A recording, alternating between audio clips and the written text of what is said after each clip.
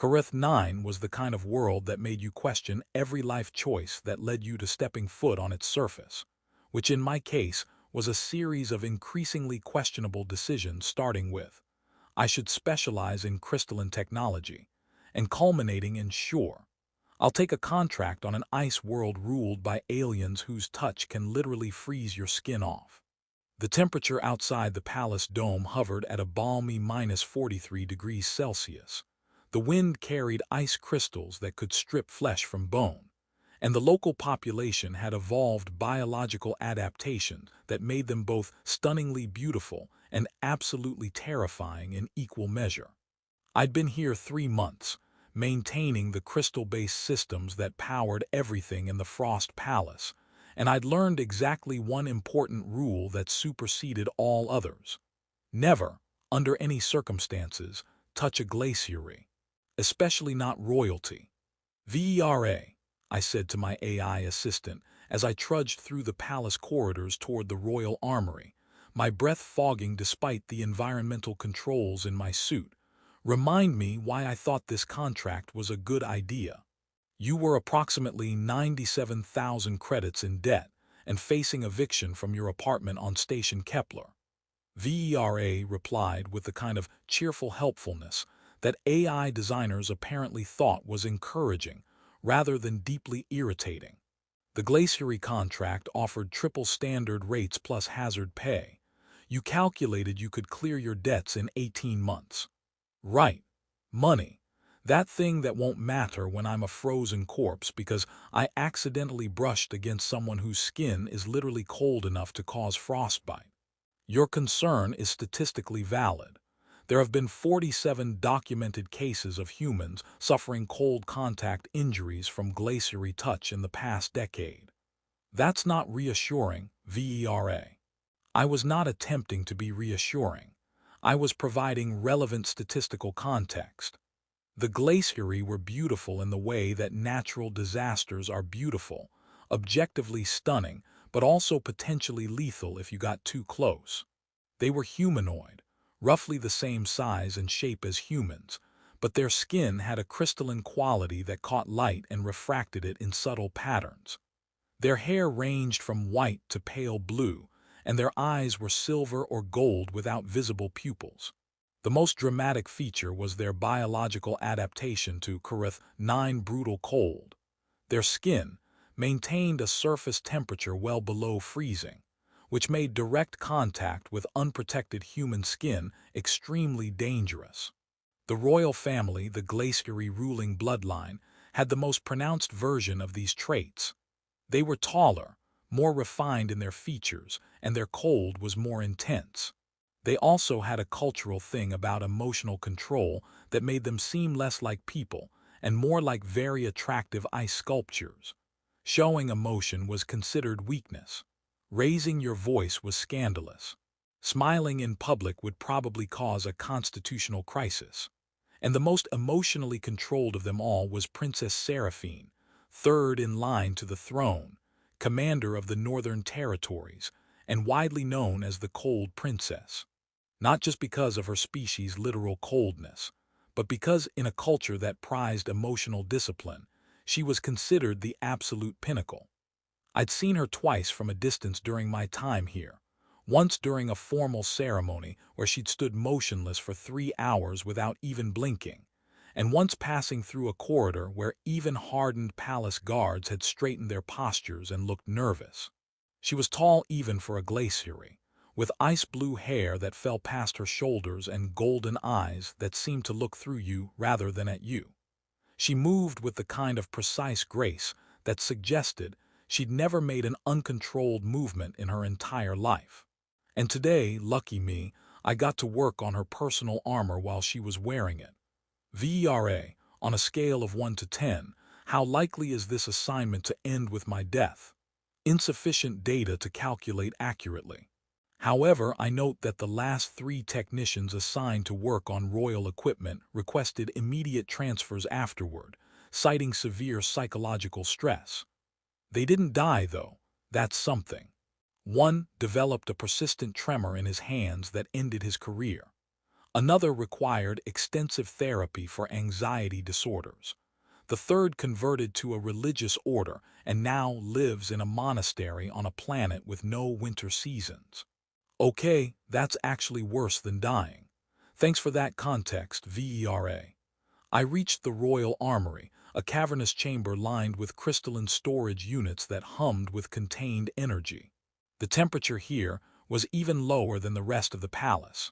The Glaciari preferred cold, to the point that what humans considered comfortable they found suffocatingly warm. Princess Seraphine stood on a raised platform in the center of the room, wearing her ceremonial armor, surrounded by three attendants who looked like they were actively trying to become invisible.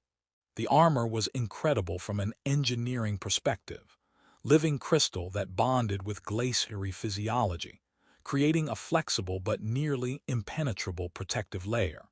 It was also apparently malfunctioning, which was why I'd been summoned.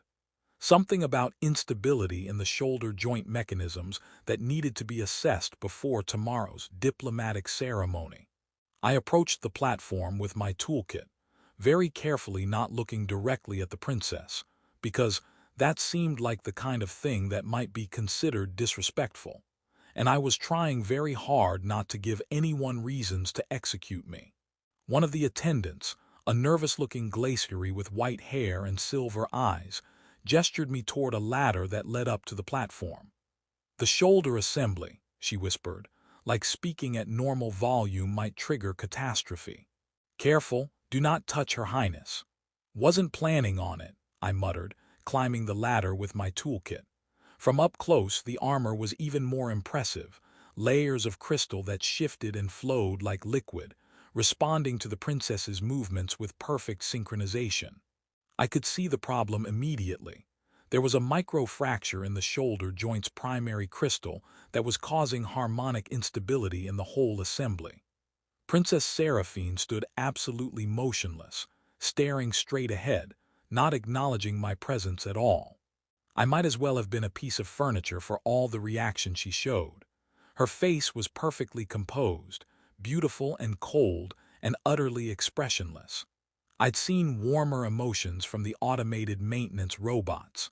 "Right," I said to no one in particular, pulling out my crystalline resonance scanner. "Just need to get a detailed reading of the fracture pattern. Won't take long. Probably won't cause any catastrophic failures. Probably."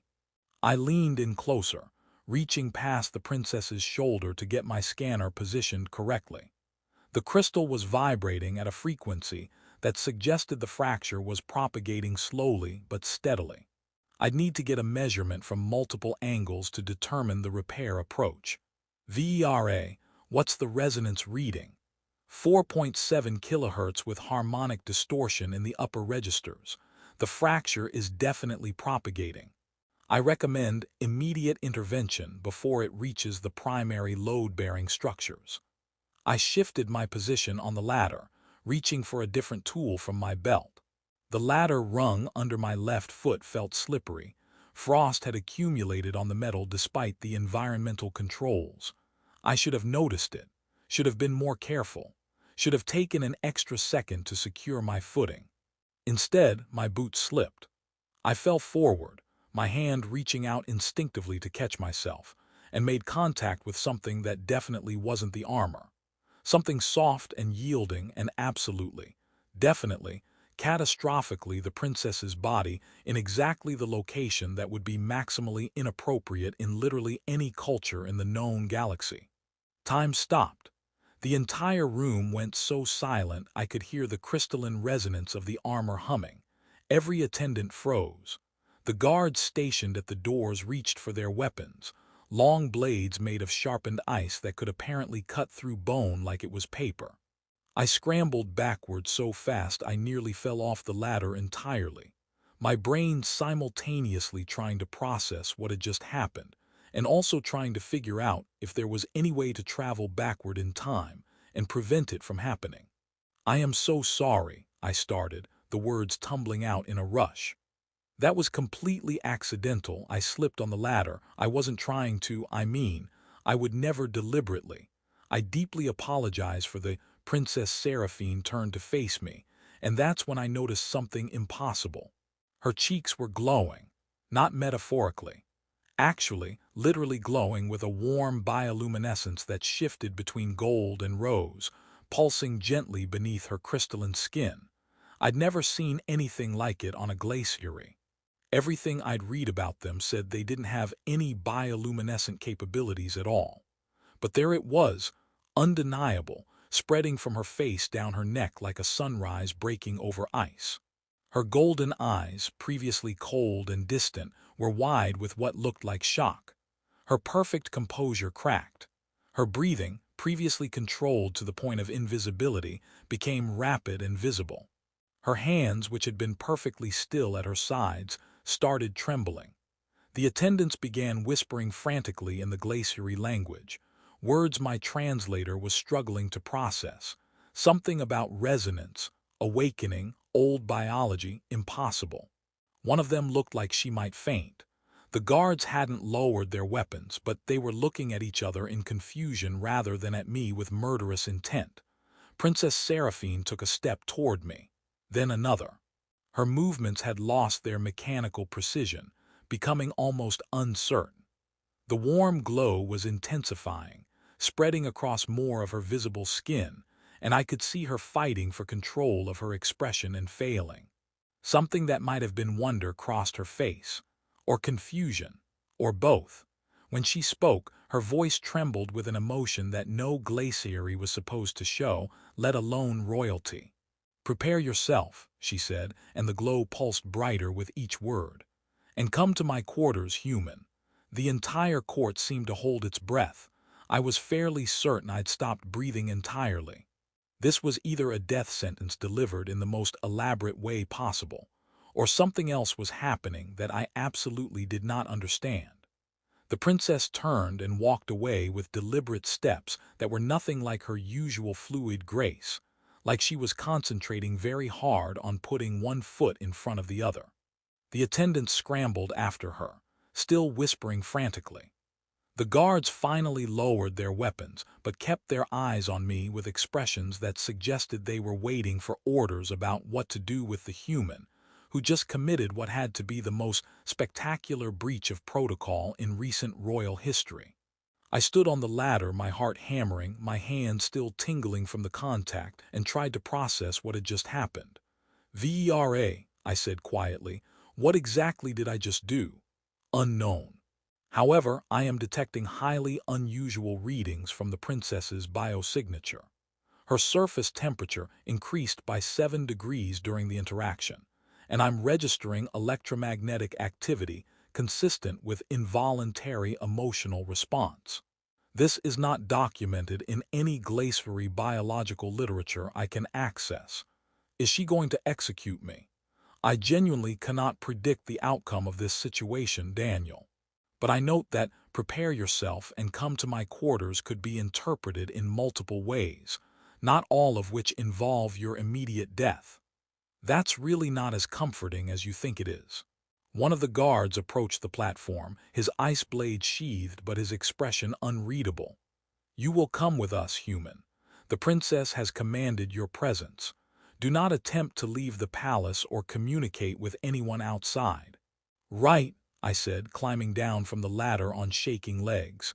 "To her quarters, where I should prepare myself for something." "For your fate," the guard replied, which was absolutely the kind of dramatic phrasing that did nothing to calm my nerves. As I was escorted through the palace corridors toward whatever awaited me in the princess's private quarters, I couldn't stop replaying that moment of contact. The warmth that had bloomed beneath her skin, the way her eyes had widened, the tremor in her voice when she'd spoken. Something had happened, something that went beyond simple physical contact, something that the attendants recognized but I didn't understand, and I was about to find out exactly what that something was. The waiting chamber where the guards deposited me was surprisingly comfortable for a place where I was potentially waiting to die. Plush seating made from some kind of insulated material, walls decorated with ice sculptures that seemed to shift and flow in the ambient light, and a viewport that looked out over Karith's 9 frozen wastes where storms of crystalline snow painted the landscape in ever-changing patterns. Under different circumstances, I might have found it beautiful. Currently, I was too busy trying to control my panic breathing to appreciate the aesthetics. Vera, I subvocalized, keeping my voice too quiet for any potential listeners. Access everything you can find about glaciary biology, specifically anything related to skin temperature changes or bioluminescent reactions. Accessing restricted databases. Please note that I am technically violating several information security protocols, but given that you may be facing execution, I calculate that the risk is acceptable. There was a pause while data streamed across my neural interface. Daniel, I have found something extremely interesting in the historical archives. There are references to a biological mechanism called the resonance in documents dating back approximately 400 years. What kind of mechanism? A spontaneous emotional and physiological awakening triggered by physical contact with a genetically compatible partner. According to these records, the Glaciari once used the resonance as the biological foundation for their bonding practices. When two Glaciari with compatible genetic markers touched, they would experience a cascade of neurological and biochemical changes resulting in immediate emotional attachment, increased body temperature, bioluminescence, and what the documents describe as the awakening of the dormant heart. That sounds intense, also possibly problematic from a consent perspective. The records indicate it was considered a sacred and positive experience. However, approximately 300 years ago, the Glaciari royal lines began implementing genetic modification programs designed to breed out the resonance. They considered it a weakness, an evolutionary liability that interfered with the emotional control they were cultivating as a cultural ideal. By 200 years ago, instances of the resonance had become extremely rare. By 100 years ago, they were effectively non-existent in the royal bloodlines. I processed that information while staring out at the frozen landscape.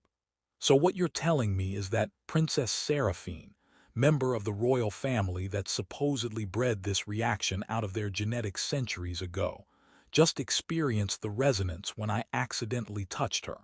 That is the most logical interpretation of the observed phenomena, yes. And this resonance thing, it's like, what? Immediate pair bonding, love at first touch. The historical accounts describe it as more complex than simple romantic attachment. It's a biological recognition of genetic compatibility combined with an involuntary emotional awakening. The affected individual experiences emotions with full intensity for the first time, having previously existed in the emotionally suppressed state typical of modern glaciary culture. The experience is described as overwhelming, disorienting, and ultimately transformative. So she's not planning to execute me. She's, what? Emotionally attached to me because of a random genetic lottery. Possibly. Though I note that the resonance requires physical contact to trigger, and glaciary culture has strict prohibitions against touching precisely to prevent accidental bonding. You may have been the first person to make skin contact with the princess in her entire adult life. I sat down heavily on one of the couches, my mind racing. This was worse than execution in some ways. At least with execution, I'd just be dead and it would be over.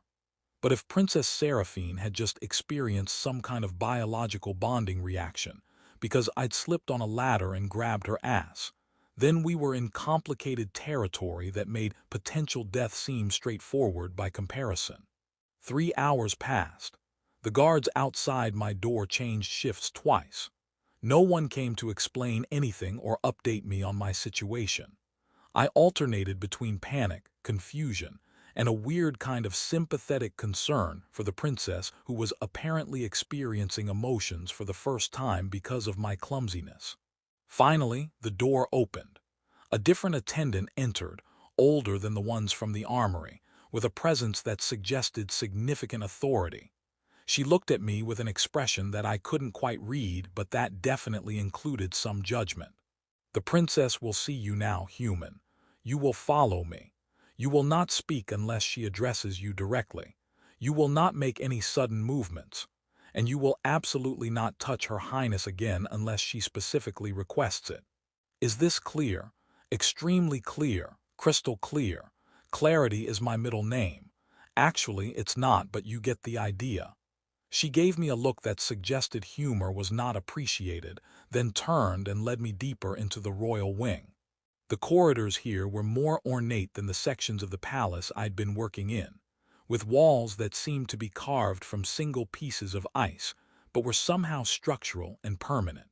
We passed guards who watched me with expressions ranging from curiosity to hostility, and I tried very hard to look like someone who hadn't accidentally triggered a biological awakening in their princess through the most embarrassing physical contact possible. The attendant stopped before a set of doors carved with intricate crystalline patterns. Her Highness's private quarters. Remember, do not touch, do not speak unless addressed, and try not to cause any additional catastrophes. I'm just going to stand very still and hope for the best, I replied. She opened the doors and gestured me inside, then closed them behind me, leaving me alone in Princess Seraphine's personal chambers. The space was surprising. I'd expected something imposing and formal, a throne room in miniature designed to intimidate. Instead, I was looking at quarters that were almost cozy, still grand by my standards, but clearly designed for living rather than for impressing visitors. There were shelves lined with data crystals, what looked like personal items collected over years, windows that faced toward Karith's 9 northern auroras. The temperature was cold even by palace standards, but there was a lived-in quality to the space that made it feel less like a royal chamber and more like someone's actual home. Princess Seraphine stood by the window with her back to me, no longer wearing the ceremonial armor. She changed into simpler robes that somehow made her look more vulnerable rather than less formal. And the glow was still there. I could see it even from behind, a warm luminescence beneath her crystalline skin that pulsed gently like a heartbeat. Princess Seraphine, I said, because the silence was becoming unbearable. I want to apologize again for— Do not apologize, she interrupted, her voice still carrying that tremor I'd heard in the armory. What happened was not your fault. The frost on the ladder was maintenance negligence. Your contact was accidental. This is understood. She turned to face me, and I got my first clear look at her since the incident. The warm glow was concentrated around her face and neck, shifting in intensity with what I could only assume were emotional fluctuations. Her golden eyes, which I'd only seen cold and distant before, were bright with something that looked like confusion mixed with wonder.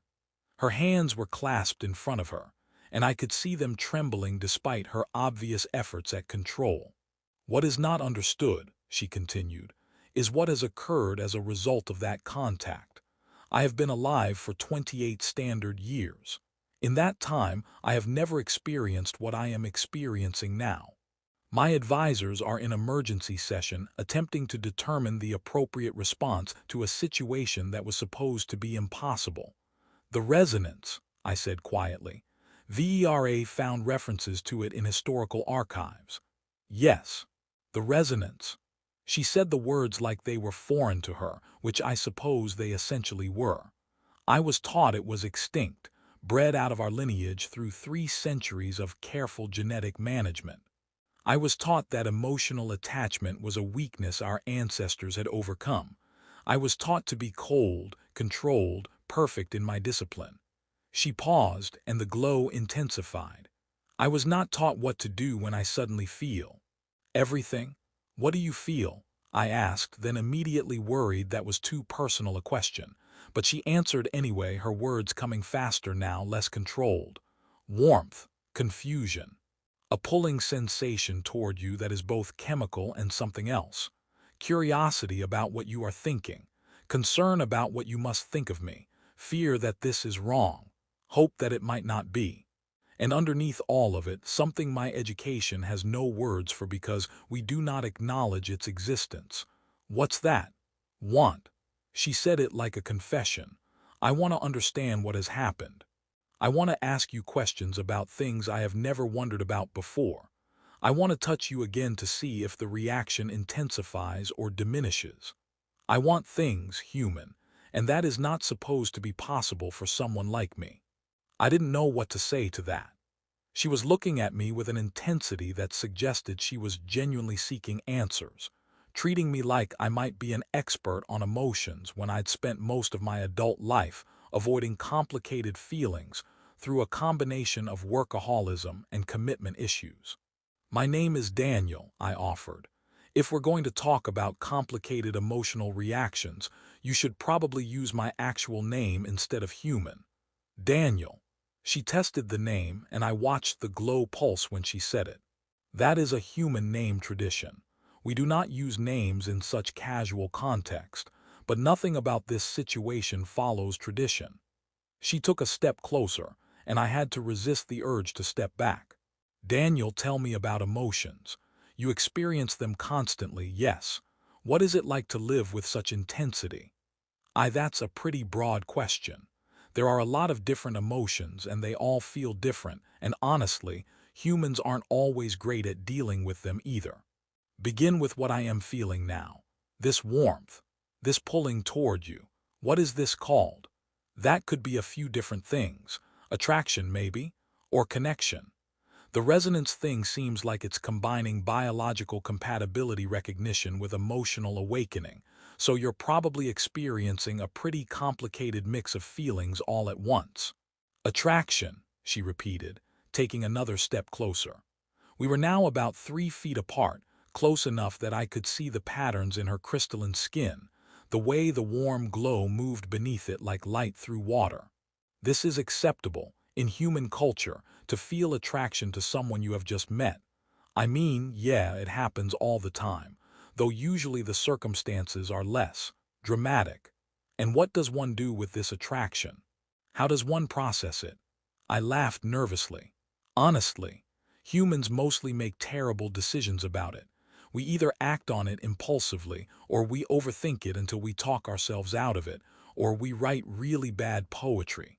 There's not really a guidebook. I see. She was quiet for a moment, studying my face with an intensity that made me acutely aware of every micro-expression I was making. Daniel, I need you to understand something. Among my people, the resonance, when it occurred, was considered sacred, a gift from biology itself. The old texts speak of it as two souls recognizing each other across the boundary of flesh. My advisors are divided on whether this is a blessing or a curse, whether I should honor it or fight it. But they all agree on one thing. If the resonance is real, if it has truly occurred, then you and I are bound by something deeper than law or culture. That's a lot of pressure for a random technician who slipped on a ladder. Do you feel it? She asked suddenly. This pulling, this warmth, or is this entirely one-sided, a biological reaction that affects only me? I considered lying, considered saying I felt nothing. But the truth was, standing there looking at her, at this woman who was experiencing overwhelming emotions for the first time, who was glowing with warmth that had broken through centuries. I have considered that possibility, she said quietly, that any compatible touch would have triggered this, that you are merely circumstance rather than destiny. But does it matter? If I am experiencing these feelings, if they are real to me, does the mechanism of their origin change their validity? I don't know, maybe. Consent gets really complicated when biology is making decisions for you. Consent. She tested the word. You are concerned about my ability to choose freely when I am under the influence of a biological reaction I have never experienced before. Basically, yeah. She smiled, actually smiled. It was small and uncertain and absolutely stunning on a face I'd only seen frozen in perfect control. You are kind, Daniel, and careful. These are good qualities. She held out her hand, palm up, an invitation rather than a command. Touch me again. Let us see if the reaction intensifies or if it was merely the shock of first contact. Are you sure that's a good idea? I am certain it is a terrible idea by any rational measure. but I find I do not care about rational measures currently. Please." I looked at her extended hand, glowing faintly with that warm bioluminescence. Everything in my brain that dealt with self-preservation and risk assessment was screaming warnings. Everything else was curious about what would happen. I reached out and placed my hand in hers. The warmth that bloomed from the contact was immediate and intense. The glow beneath her skin brightened dramatically, spreading from the point of contact up her arm and across her chest. Princess Seraphine gasped, actually gasped, a sound of pure surprised pleasure, and I felt her fingers close around mine with a grip that was gentle but unmistakably possessive. "Oh," she breathed, and her eyes were wide with wonder. "Oh, I did not know, I could not have known." "What?" I asked, my own hand tingling from the contact. "What do you feel?" "Everything," she whispered. "Every nerve ending suddenly awake, every emotion amplified. And underneath it all, this absolute certainty that you are meant to be here, that this is correct, that I have been waiting for this my entire life without knowing what I was waiting for." We stood there, hands joined, while the implications of that statement settled over both of us like frost in the cold air of Kareth 9. This was definitely more complicated than execution would have been. The next 3 days existed in a strange bubble of surreality where I was simultaneously a prisoner, a guest, an object of political controversy, and the focus of an ice princess's newly awakened emotional spectrum. I'd been moved to quarters in the royal wing, ostensibly for my protection, realistically because they wanted to keep me contained and available. The rooms were nicer than anywhere I'd ever lived in my entire life, but the guards outside my door made it clear I wasn't free to leave. Seraphine visited me 5 times the first day alone. The first visit was technically an official inquiry. She arrived with 2 advisors and a guard, maintained a formal distance, and asked detailed questions about my background and intentions that were clearly for the benefit of her political handlers. Her face remained mostly controlled, but I could see the warm glow flickering beneath her skin whenever she looked directly at me, and her hands kept making small aborted movements like she was fighting the urge to reach for me. The second visit, 2 hours later, had only one advisor and was ostensibly about determining my living arrangements. It lasted 45 minutes and somehow evolved into a conversation about human family structures and whether siblings typically felt protective of each other, which seemed to fascinate her. The third visit had no attendance at all, which caused the guards visible concern, and consisted entirely of her asking me to explain what anger felt like and why humans seemed to express it so frequently. I tried to give examples, and she listened with absolute focus, asking follow-up questions that suggested she was building a mental catalog of emotions she'd never been permitted to acknowledge. The fourth visit was supposedly to bring me dinner, but actually seemed designed to sit near me while she processed her day. She told me about a council meeting where she'd nearly failed to maintain composure when a noble had insulted her judgment, and how foreign it was to feel the hot flash of anger rise in her chest. She described it with the wonder of someone discovering a new sense. The fifth visit was late evening, and she entered my quarters looking exhausted and overwhelmed. She sat on the couch across from me and just said, "I am tired of being watched," with such raw honesty that my heart twisted. "I know the feeling," I replied. "Guards outside my door make me feel like a criminal or a particularly valuable piece of equipment. You are neither, you are." She paused, searching for words. "You are the person who woke me up. That is what it feels like, Daniel. Like I was sleeping through my own life and you startled me awake. Everything is brighter now, sharper, more real, and I cannot decide if I should thank you or blame you because it is beautiful and terrifying in equal measure." By the second day, her visits had become routine enough that the guards stopped looking surprised when she arrived. She came early in the morning to describe a dream she'd had. Apparently the Glaciari did dream, but were trained to dismiss the content as meaningless, and she was discovering that dreams reflected emotions she didn't know she had. She came at midday to ask about human courtship rituals after reading historical texts that made absolutely no sense to her suppressed emotional context. She came in the evening to teach me basic Glaciari language, because she said it frustrated her to rely entirely on translators. During that evening session, sitting close together while she corrected my pronunciation of words I couldn't quite wrap my human vocal cords around, she reached out and took my hand without asking permission. The glow bloomed immediately, and she smiled that small, uncertain smile that was becoming increasingly familiar. "Does this disturb you?" she asked. "My constant need to maintain contact. Honestly, I don't know how I feel about it. Part of me is concerned that you're not in full control of these impulses. Part of me understands that you're experiencing something overwhelming and I'm the only person who seems to help ground you. And part of me." I trailed off, not sure I should finish that thought. "Part of you?" she prompted.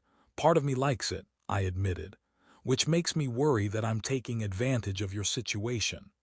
"That you cannot take advantage of someone who is pursuing you relentlessly," she pointed out with logic that was characteristically Glaciari even while discussing completely unprecedented emotions. "I am aware that I am intense, that I seek you out constantly, that I engineer excuses to be near you. But I do this by choice, Daniel. The resonance has awakened my emotions, but my actions are my own." "Are you sure? Can you be sure when you're drunk on feelings you've never processed before?" She considered that seriously. "Perhaps not entirely sure. Perhaps I am learning what it means to choose in real time, making mistakes as I go. But the alternative is to deny everything I feel, because it might be complicated or inconvenient. And that seems like returning to sleep after having finally woken up." The political situation continued to escalate in ways that VERA kept me updated on through news feeds I probably wasn't supposed to have access to. There were three major factions forming in the Glaciari court. Traditionalists who wanted me removed immediately before I corrupted the princess further.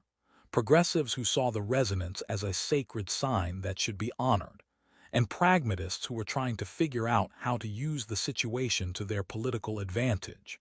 The most vocal opponent was Lord Keithrin, a high noble who'd apparently been planning to propose a political marriage between his daughter and Seraphine's older brother.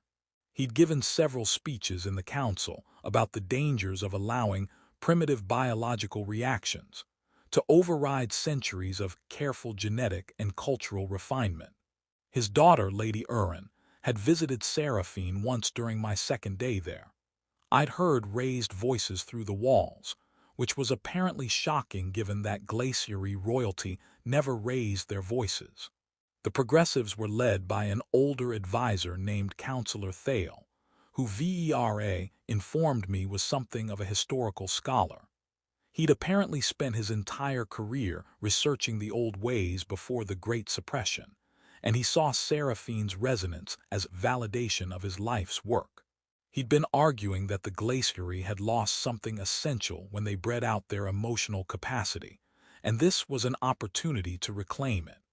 On the morning of the third day, Seraphine arrived at my quarters earlier than usual, and I could tell immediately that something was wrong. The warm glow was muted, flickering uncertainly, and her expression was more controlled, more like the cold mask I'd first seen on her face. "There is to be a formal challenge," she said without preamble. "Lord Keithrin has invoked an old protocol. I must demonstrate that I retain full emotional control and can still fulfill my duties as princess. If I fail, I must choose between renouncing my position or severing my connection to you." "Severing how?" "You would be exiled, sent back to human space, forbidden from ever returning to Korath 9. Her voice remained steady, but I watched the glow flicker with each word. "And I would undergo genetic therapy to suppress the resonance permanently, ensuring it could never occur again." "When is this challenge?" "Tomorrow, in the throne hall before the full court." She finally looked directly at me, and I saw fear in her eyes for the first time. "Daniel, I do not know if I can do this. Every day I am less cold, less controlled. How can I prove I am unchanged when I have changed completely? I stood and crossed to where she was standing, stopping just short of touching her because I knew if we made contact, her glow would intensify and undermine the control she was trying to project. What happens during this challenge? I will be tested. Given scenarios designed to provoke emotional reaction, I must demonstrate that I can maintain perfect discipline, that I can still be the cold princess they need me to be. Her hands clenched at her sides. I must pretend that nothing has changed, that you mean nothing to me, that the resonance is merely a biological curiosity I have fully mastered. Can you do that? I do not know. A week ago I could have done it easily because I felt nothing. Now I feel everything and I must pretend I still feel nothing. She finally met my eyes. Will you be angry with me if I succeed? If I prove I can suppress what I feel and choose duty over this awakening? I'll be sad, I admitted. But I'll understand. You're a princess with responsibilities to your people. I'm a technician who slipped on a ladder. If you need to choose your duty over whatever this is between us, I can't fault you for that. That is the correct answer, she said quietly. The mature, reasonable answer, but I find I dislike it intensely. Is that anger? No. The glow pulsed brighter despite her efforts to control it. I believe this is heartbreak, an emotion I have been reading about but did not understand until this moment. She left shortly after, and I spent the rest of the day trying not to think about the challenge. VRA tried to distract me with updates about crystal matrix repairs I'd been scheduled to complete before all this happened, but neither of us could focus on normal work when tomorrow might end with Seraphine choosing to suppress everything she'd become and send me away. That evening she came to my quarters one last time. She arrived alone, which made the guards visibly nervous, and closed the door behind her with the finality of someone making a decision. I should not be here, she said. Tomorrow I must prove I can resist my connection to you. Tonight I find I do not want to resist. She crossed the room and took both my hands in hers, the warm glow blooming immediately. Whatever happens tomorrow, I want to remember this. What it feels like to choose connection over duty, to prioritize feeling over control. Seraphine, let me speak, please. She took a breath. I have been Princess Seraphine my entire life. Cold, controlled, perfect in discipline. I have never chosen anything for myself because choice implies preference, implies emotion, implies weakness. But you have shown me that feeling is not weakness, that choosing is not failure, that there is strength in admitting you want something even when duty says you should not want it. What do you want? I asked quietly. I want to fail tomorrow's test, she said, and the words came out like a confession. I want to stand before the court and let them see that I have changed. I want to choose you over centuries of tradition. I want to be brave enough to feel everything even if it costs me everything. Her grip on my hands tightened. But I am afraid, Daniel, afraid of disappointing my people, afraid of destroying what my family has built, afraid that choosing personal feeling over duty makes me selfish and weak. It doesn't make you weak, it makes you human. I paused. Well, not literally human, but you know what I mean. She laughed, and it sounded like breaking ice. I do know what you mean, and that is part of what frightens me, that I understand human concepts now better than glaciary ideals, that I relate more to your warmth than to my people's cold. She pulled me closer, until we were standing close enough that I could feel the subtle warmth radiating from her skin, so different from the killing cold I'd been warned about. If I fail tomorrow, I will lose my position but gain my freedom. If I succeed, I will keep my duty but lose myself. Neither choice is without cost. Then choose the one you can live with, I said. Not the one that pleases other people, the one that lets you wake up the next day without regret. That is very human advice. Is that bad? No, she smiled, and this time it was full and genuine and absolutely radiant. I think perhaps I am becoming a little bit human, and I find I do not mind. We stood there in my quarters, hands joined. while the warm glow pulsed between us like a heartbeat, and I realized that regardless of what happened tomorrow, something fundamental had already changed. Princess Seraphine had learned to feel, had learned to want, had learned to choose. And whatever the cost of that awakening, she had decided it was worth paying. The throne hall was designed to intimidate, which I suppose was the point of throne halls across cultures and species. The ceiling soared at least 40 feet high, carved from single piece of ice that somehow remained structural despite its apparent delicacy. Crystalline columns lined the walls, each one embedded with luminescent minerals that created a cold blue light throughout the space. The throne itself sat on a raised platform at the far end, and it was currently occupied by Seraphine's older brother, Crown Prince Atharis, who would become king when their father eventually stepped down. I was standing in the crowd of observers along with approximately 300 Glaciari nobles, court officials, and interested parties. The guards had placed me in a section where I was visible from the throne platform but not prominently positioned, probably deliberate messaging about my status as relevant but not important.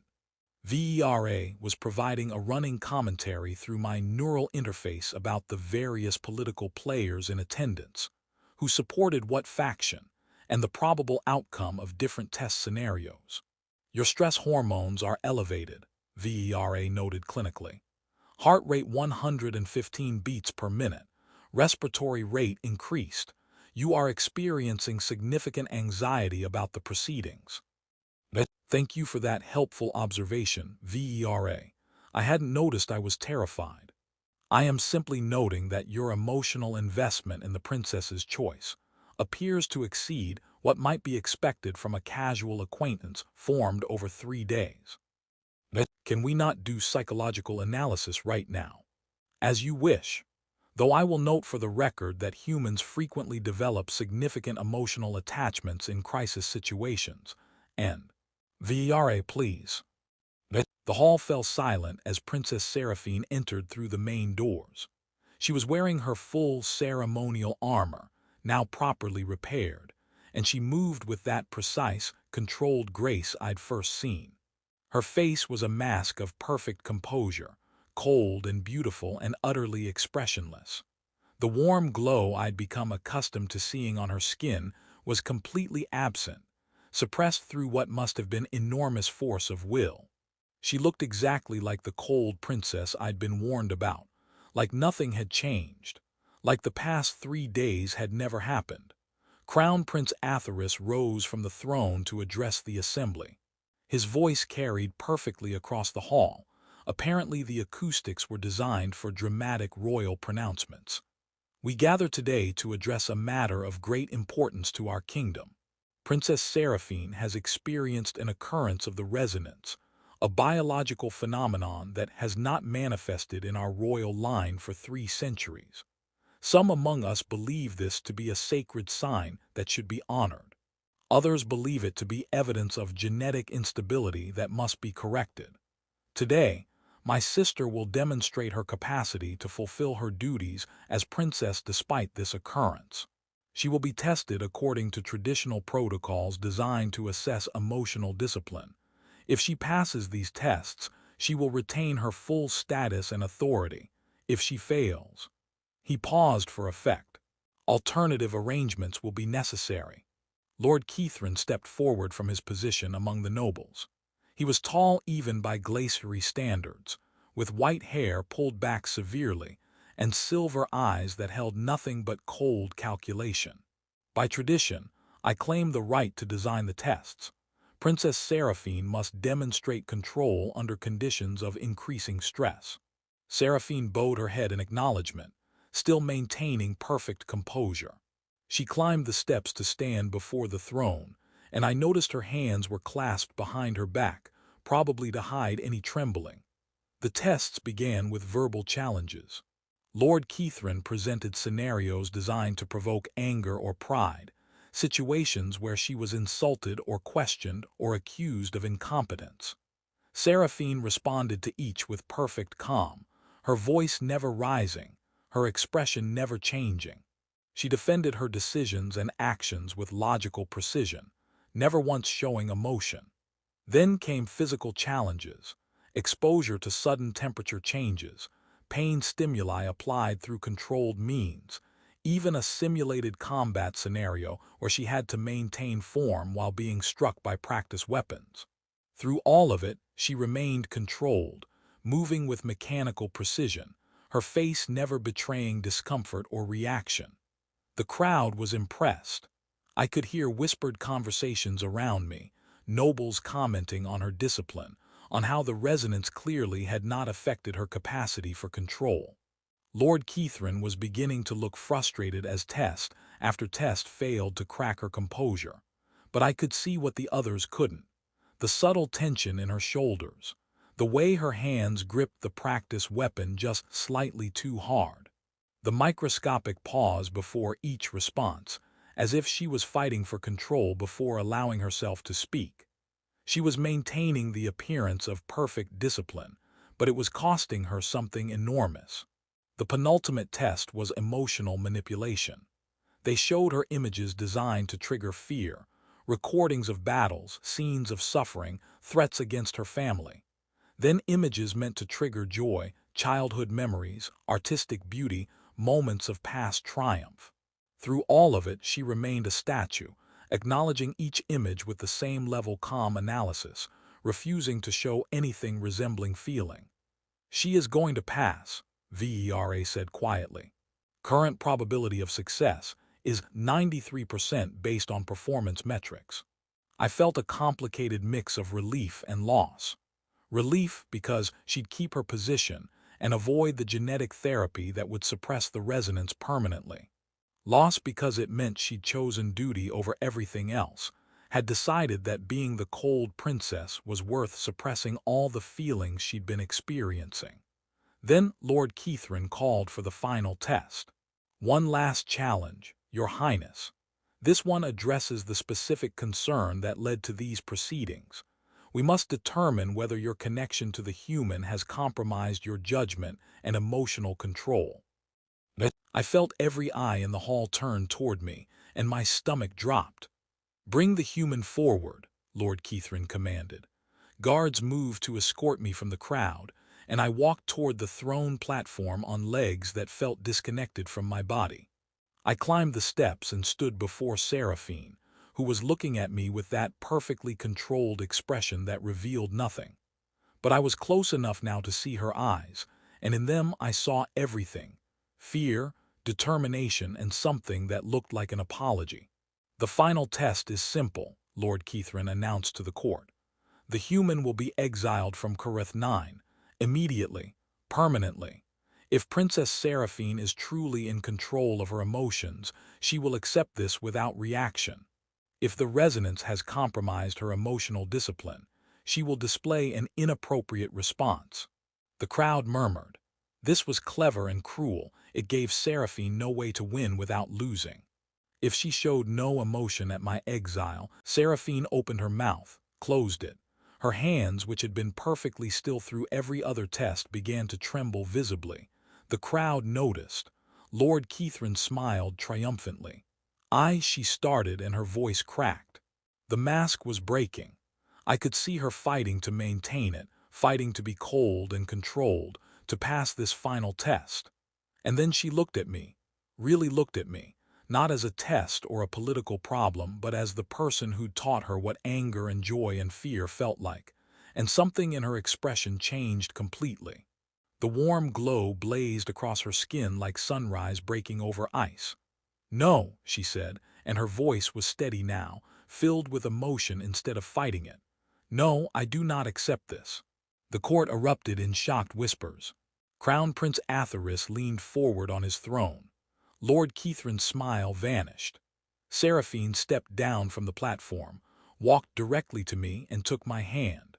The glow intensified, spreading from the point of contact across her entire body until she was luminescent, radiant, glowing with warmth that no Glaciari was supposed to possess. I will not suppress the resonance, she announced to the assembled court, her voice carrying across the hall with newfound strength. I will not deny what I feel. I will not return to being cold and controlled and empty when I have finally learned what it means to be alive. She turned to face her brother and the council members seated near the throne. You designed these tests to prove I could still be the Cold Princess, and I could have passed them. I was passing them. But the final test showed me what that passage would cost: my humanity, my connection, myself, and I find the price is too high. You are failing the test, Lord Keithrin said coldly. You are proving yourself unfit for your position. Then I am unfit. The glow pulsed brighter. If being fit requires me to pretend that this connection means nothing, to exile someone who has shown me kindness, to suppress emotions that make me feel truly alive for the first time, then I choose to be unfit. Crown Prince Atharis stood, and the hall fell absolutely silent. Sister, do you understand what you are saying? You are choosing personal feeling over duty. You are choosing one individual over the kingdom. I am choosing to be authentic over performing a role. There is a difference. Seraphine's hand tightened on mine. Our people have spent 3 centuries breeding out emotion, teaching ourselves that cold control is strength. But what if we were wrong? What if we lost something essential when we suppressed the resonance? What if true strength is not the ability to feel nothing, but the courage to feel everything and still choose wisely? That is philosophical debate, not governance, Lord Keithrin argued. Then let me be a philosopher rather than a ruler. She turned back to the crowd. I will step aside from succession if that is what is required. I will not rule if ruling means returning to ice. But I will not suppress who I am becoming. And I will not exile Daniel because political convenience demands it. The crowd was divided. I could see it in their faces. Some looked horrified at her abandonment of tradition. Others looked thoughtful, even moved. A few of the younger nobles were whispering to each other with expressions that suggested Seraphine had just said something they'd been thinking, but never dared voice. Counselor Thale, the progressive advisor who'd been studying the old ways, stood from his seat. If I may address the court. At Atharis's nod, he continued. Princess Seraphine is not the first to experience the resonance in recent months. There have been 3 documented cases among the common population, quietly suppressed, never publicly acknowledged. But they are happening. The old biology is not as extinct as we believed. That caused another wave of shocked murmurs. Lord Keithrin looked genuinely shaken. Our ancestors bred out the resonance because they believed emotion was weakness, Thale continued. But perhaps they were responding to their specific historical context, a time of war when cold discipline was survival. We are no longer in that time. Perhaps it is time to reconsider whether our cultural suppression of feeling serves us or limits us. A younger noble stood, her name Vra identified as Lady Sera. I have wondered for years why we deny ourselves joy in the name of discipline, why connection is treated as weakness. The princess has shown courage today that has nothing to do with cold control and everything to do with honest choice.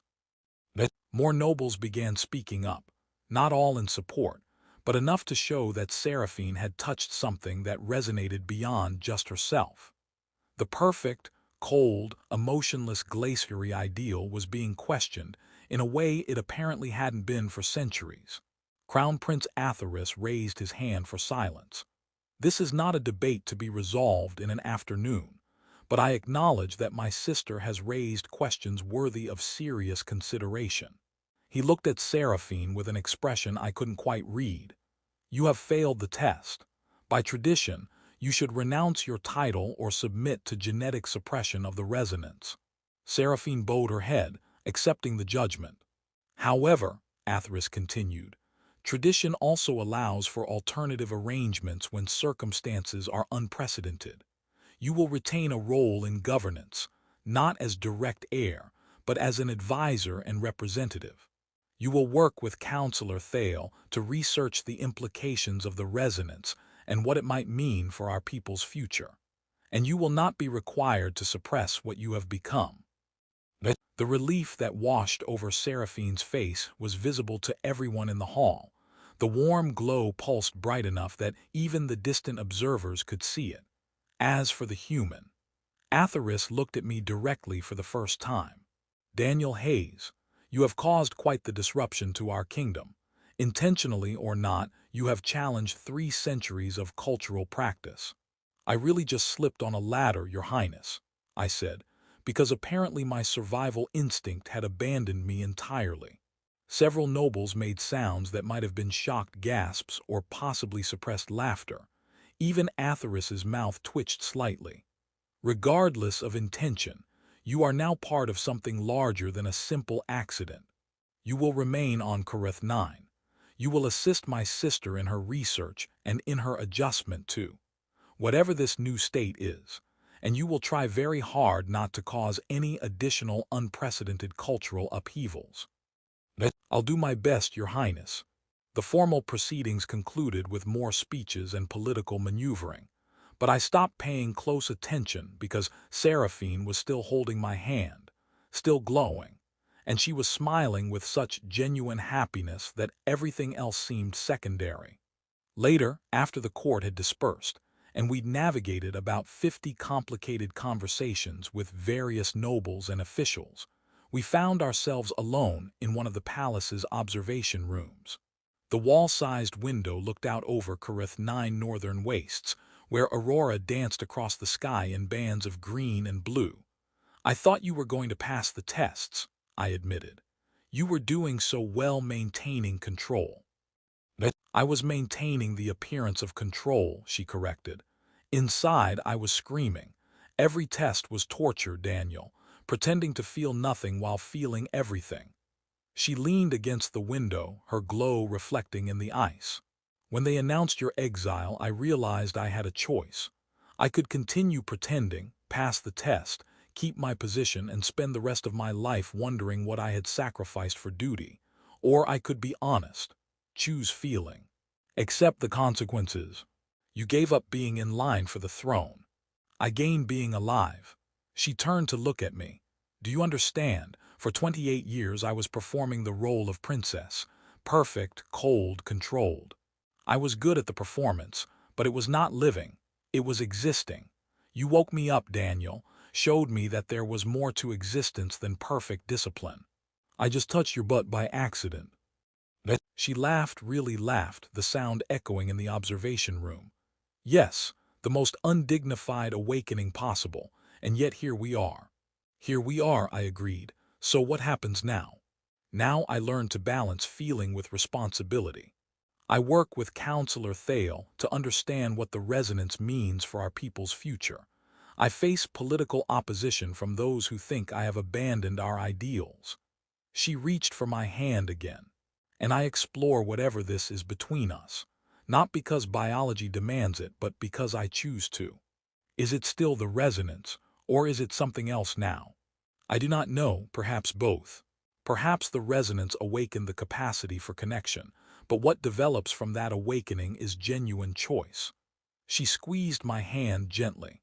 I know that I enjoy your company, that I feel more myself when you are near, that I want to know you better, not because of biological imperative, but because you are interesting and kind and you make me laugh. Is that not enough? Yeah, I said, feeling warmth that had nothing to do with bioluminescence. That's enough. We stood together watching the aurora dance across Kareth 9 frozen sky, a human technician and an ice princess who had chosen to feel. And I thought about how strange it was that a slip on a ladder had led to this, to cultural upheaval and political drama, and the beginning of something that might be destiny, or might be biology, or might just be 2 people learning to connect across the boundaries of species and expectation. VERA, I subvocalized, update my contract status. I think I'm going to be here a while. Noted. Shall I also update your personal status to inadvertently started a cultural revolution? Let's just say relationship. Complicated, and leave it at that. 6 months later, Counselor Thale published his comprehensive study on the resonance and its implications. 4 more cases had been documented among the Glaciari population. The cultural debate about emotion versus discipline continued, but it was no longer taboo to discuss. Younger Glaciari were beginning to experiment with emotional expression in ways that would have been scandalous a year earlier. Seraphine and I were formally bonded in a ceremony that combined human and Glaciari traditions, witnessed by a court that had slowly, cautiously begun to accept that change was not always weakness. She still glowed when I touched her. That part of the resonance never faded. But now it was just one aspect of a relationship that had grown well beyond biological triggers into genuine partnership. She had learned to balance her emotions rather than suppress them, finding a middle path between cold control and overwhelming feeling. I had learned about Glaciari culture and politics in more detail than I ever wanted to know, and discovered that being the catalyst for cultural change was simultaneously rewarding and exhausting. On the anniversary of what we'd started calling the incident, we stood in the same observation room where we'd talked after her failed test, watching another aurora paint the sky. "Do you ever regret it?" I asked. "Giving up your position in succession, becoming the princess who chose feeling over duty?" She considered the question seriously. She always did, one of the things I'd come to appreciate about her. "I regret the pain it caused my family. I regret the political complications, but no, I do not regret the choice itself." She turned to face me, her golden eyes warm. "I used to think the ice made us strong. That cold discipline was the foundation of our civilization's greatness. Now I know better." "What do you know?" "That warmth is what makes us alive. That connection is what gives life meaning. That choosing to feel, even when feeling is difficult, is what makes us truly strong." She smiled, and after 6 months it was no longer uncertain or small but full and genuine. "The ice is beautiful, Daniel, but it is the warmth that lets us actually live." I pulled her close, and the glow bloomed between us like it always did. And I thought about how strange and wonderful it was that sometimes the most important moments in life start with the most ridiculous accidents. A slip on a ladder, an unintentional touch, a biological awakening that neither of us had planned. And somehow, against all odds and cultural expectations and 3 centuries of genetic engineering, it had led to this.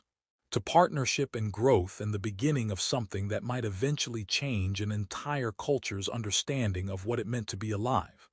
"VERA," I subvocalized one last time. "Final status update. How would you characterize our current situation?" "Improbable but functional. Statistically unlikely but empirically successful. Also, you are both glowing again." "Yeah," I replied, looking at Seraphine's luminescent smile.